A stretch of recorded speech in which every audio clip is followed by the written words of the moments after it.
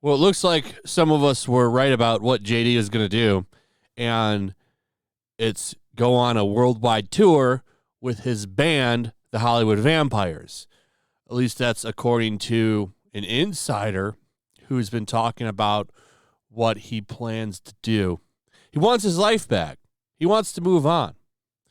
And according to this insider, like, he barely even talks about what's going on with the trial. The trial is necessary, but he is happy that it's over.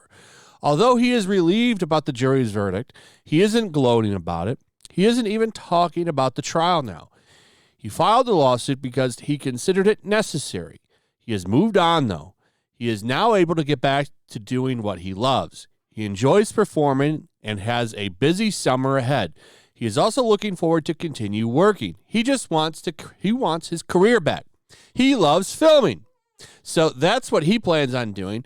Meanwhile, AH running around trying to get people to desperately believe her, because that's the traits of a narcissist, which I'm going to talk about in a second. And she seems to think that if she just gets out there all over the place, she can redeem herself, which isn't going to work. She's not moving on. She's still obsessed. She still needs him. He wants to move on. Without him, she's pretty much nothing. Like, she needs him. She needs to stand on him to have a career, while he just wants to stand on his own. And it's very evident that she is mad by the way that her PR team is acting. I talked about this yesterday. They've been going after that Umbrella guy really hard. After I made my video, this article dropped. This is from Newsweek, and this is a nasty article. They never contacted him, number one. Never contacted him for a comment. And I think they said they did. Okay, here we go. The article has been updated to say Newsweek reached out to Matthew Lewis, a.k.a. that Umbrella guy, for further comment via an email address listed on his YouTube. So, number one, the nasty thing they're doing here now is using his actual name. This has been out here for a while now, and he doesn't care. He's been doxxed for like 2 years. But it's the point of, they think it's some gotcha. Like, ooh, got him now. This Christopher Boozy guy, he's using Tug's real name as well constantly in his tweets. But you can see right here, like, Newsweek reached out, even though they didn't reach out to him. Lie. They use his name several times in here. Several times.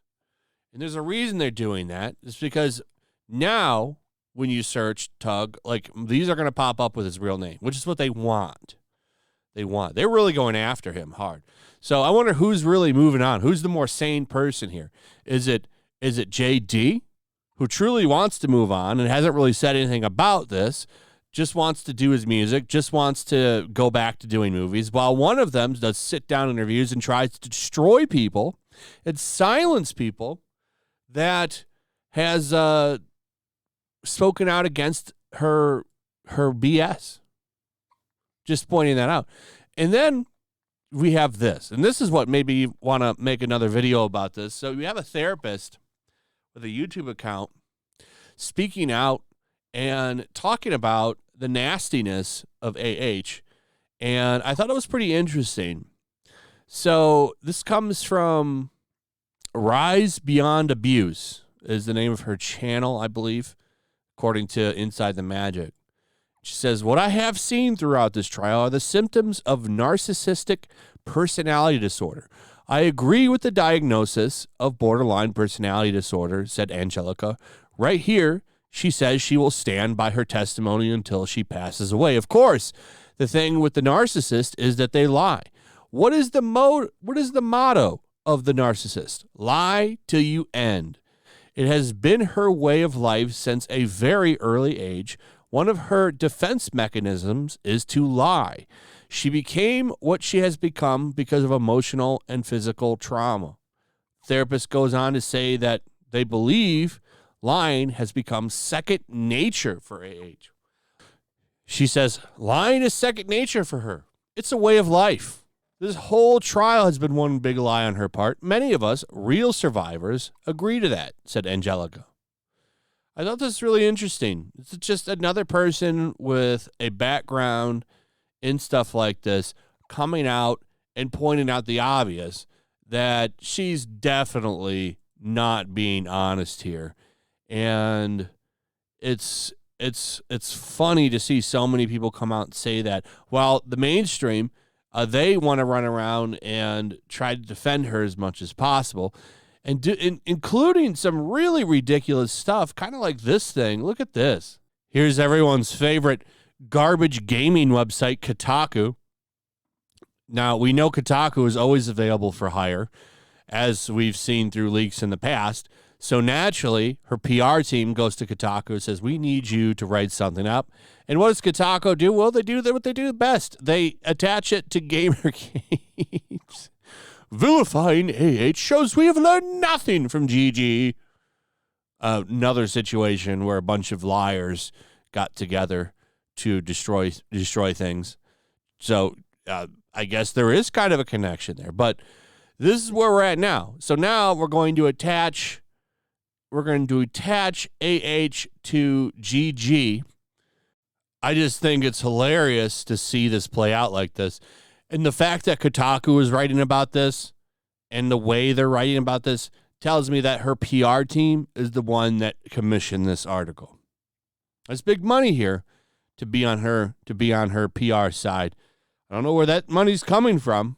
I would love to know where it's coming from. But that PR machine is not going to stop rolling. It's going to be going all summer. Now, we should get some funny stuff out of it like this. Kotaku is a garbage site.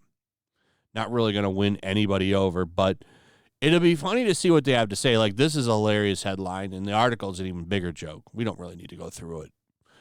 Maybe I'll do that in a separate video. But it's just, it's funny to watch desperation. And it's funny to watch her team go so low that they're willing to use Kotaku. And they're going so low as they're now going after Tug's real name, which I find pretty sick. But this is what these outlets do. Anyway, I'll tell you what's not a sick place. Locals. Great website. It's pretty much like our own little Twitter. And it's a lot less censored. I've been on here saying some things that I probably can't say on YouTube or Twitter.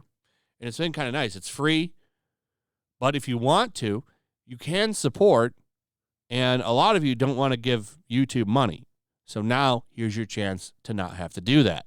So there's a link in the description. Come over here. It's free. And it's like our own little community, which is kind of cool. There's other creators on here, as you can see to the left. And it's getting bigger and bigger all the time. I definitely think it's worth checking out. That's why I'm over there. I don't use Patreon. I don't use Subscribestar. This is all I use. So anyway, let me know what you guys think about all this stuff. Also, if you would, please like, subscribe, share the video. Make sure you're still subscribed. Hit that notification bell. Comment below. Like the video. And I'll see you on the next one. Peace. Also, if you want to help support the channel, check out my Teespring store. There's a link in the description. You can find some merchandise in there that you might want to check out. Also, make sure to follow me over on Twitch. I do watch parties, play video games over there. They're always fun. Follow me over there and come hang out. Also, make sure you subscribe to YellowFlash, my other channel. There's a link to that in the description as well. I do a lot of live streams over there that I don't do on this channel. Usually smaller and a little bit more personal. So make sure you follow me over there and sign up.